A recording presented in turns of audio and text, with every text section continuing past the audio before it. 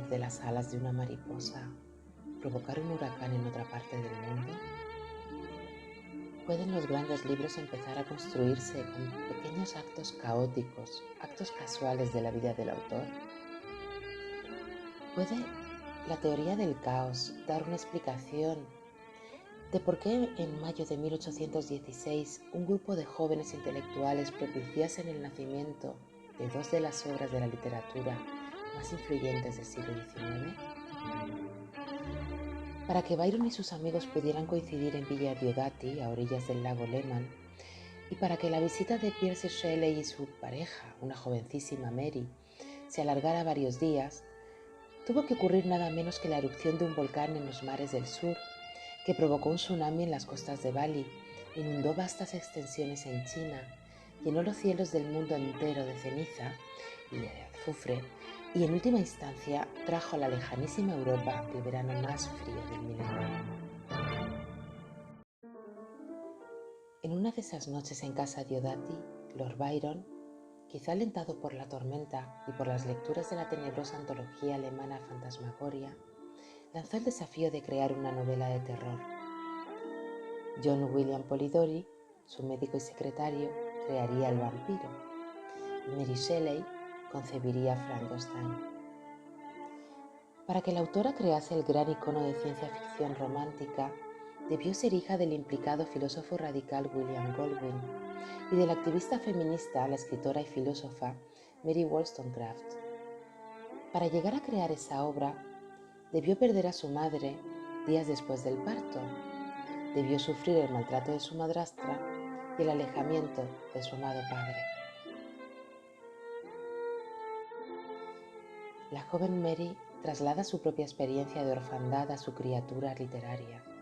Como Frankenstein, Mary tuvo que crecer sin el apoyo de sus padres y aprendió a observar y escuchar las conversaciones de los adultos que describían el desmoronamiento del antiguo mundo a través de las grandes revoluciones de la época, de la sobredosis de guillotina, de una sobreexcitación por el perfeccionamiento de la máquina de vapor de James Watt, así como apasionadas conversaciones que versaban sobre los grandes prodigios que se esperaban gracias a los experimentos con la electricidad de Luigi Galvani, Alessandro Volta o el mentor de su marido James Lind.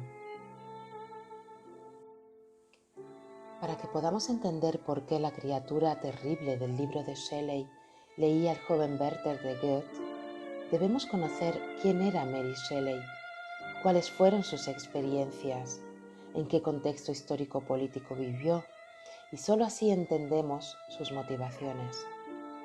Porque en toda comunicación, ya sea un libro, una conferencia o un discurso político, en toda comunicación el resultado del mensaje que dejará una semilla en nuestra mente y nuestros corazones supera el simple significado de la unión de sus palabras, provocando en nosotros el origen de actos que, como el batir de las alas de la mariposa de la teoría del caos, pueden modificar el mundo.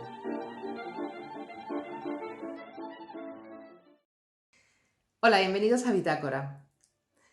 Me gustaría seguir utilizando el Frankenstein de Mary Shelley para que veáis la importancia de un libro.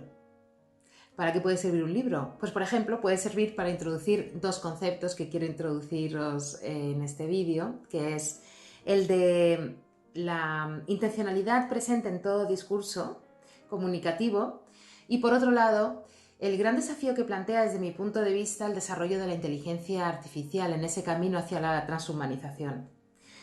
En cuanto al primer concepto, efectivamente todo acto comunicativo tiene una intención, tiene una intencionalidad, que va muchísimo más allá de las simples palabras que lo componen. Por ejemplo, en el libro de Frankenstein se nos cuenta una historia que es la de un científico obsesionado con la idea de la muerte y que desea crear vida a través de la electricidad. Nos podemos quedar con ese relato de ciencia ficción y será bueno, pero si deseamos entender la intención de la autora, ir más allá en el mensaje que nos ha querido trasladar, deberíamos estudiar su biografía, deberíamos estudiar el contexto sociopolítico de la época en la que se escribió el libro y deberíamos entender o informarnos acerca de todos esos avances científicos que se daban en esa época y que se habían dado anteriormente con el inicio de la Revolución Industrial. Por ejemplo, pues en un discurso de cualquier índole, en cualquier comunicación a través de las redes sociales o a través de los medios de comunicación, tenemos una intencionalidad y podemos obrar de la misma manera, quedarnos únicamente con el significado de la concatenación de las palabras o ir más allá para entender esa intencionalidad.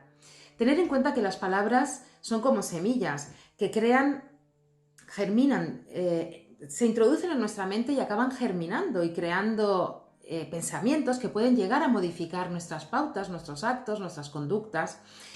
En eso se basa la publicidad, por ejemplo. Entonces, ¿cómo nos podemos proteger de eso? ¿O cómo podemos ir hacia esa escucha activa? Pues tan sencillo como lo haríamos estudiando una obra literaria, yendo más allá de las palabras, teniendo una escucha activa, desarrollando un espíritu crítico a través del análisis, de la información. Si alguien está hablando, saber quién es esa persona, en nombre de qué o de quién está hablando, por qué está hablando de ese tema, en calidad de qué y en qué contexto. Si estamos hablando de un discurso político, tendríamos que introducirlo, que marcarlo en un contexto sociopolítico, económico.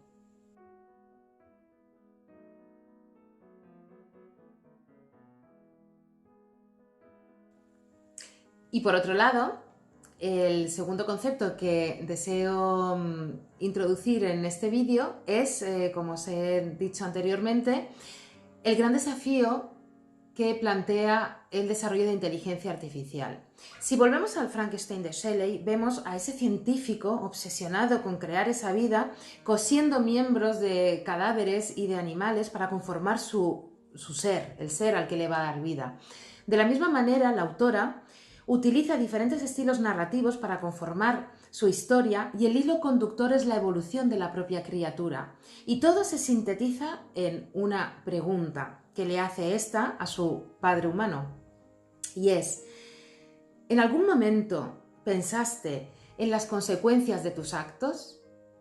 Porque el doctor Frankenstein no crea únicamente vida, crea una vida con conciencia de su propia existencia. La desarrolla a lo largo de la novela y entiende el rechazo de los demás, que es diferente, que se encuentra solo. ¿Nos ocurrirá lo mismo en el desarrollo de esa inteligencia artificial? ¿Nos ocurrirá lo mismo en este camino que estamos tomando de deshumanización de la humanidad y de la humanización de la máquina? Os dejo en estas reflexiones. Si queréis ahondar un poquito más, os aconsejo que leáis Frankenstein de Mary Shelley, por supuesto, la edición principalmente de 1831, porque tiene un prólogo de la autora que explica, ahonda mucho en cómo llegó a conformar su obra. Os aconsejo también la película, la adaptación cinematográfica que hizo Francis Ford Coppola con Kenneth Branagh y Helena Bonham Carter y Robert De Niro como monstruo, magistrales los tres. Y como dato curioso, ya para acabar el vídeo, os diré que 8 años después del Frankenstein, Shelley escribió El último hombre, que es una novela ambientada en el siglo XXI que habla de cómo un virus que se transmite por el aire acaba con toda la especie humana, menos un hombre. Gracias por vuestro tiempo.